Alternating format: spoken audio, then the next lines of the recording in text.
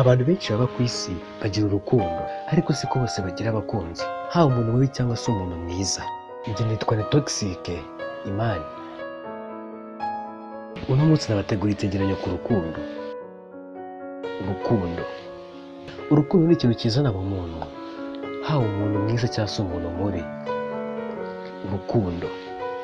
Urukundo iyo rwaje ukarukoresha nabi rurakugaruka, ariko kandi nanone urukundo iyo rukoresheje neza ruguha ibyishimo, ku buryo niyo waba wishimye uri mu rukundo udatekereza ko hari buze ibintu bibi.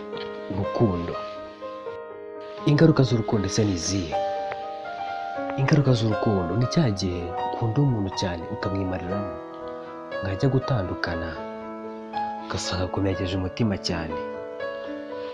Cyangwa se nanone ni cya gihe ukunda umuntu cyane ukamwimariramo akubeshya.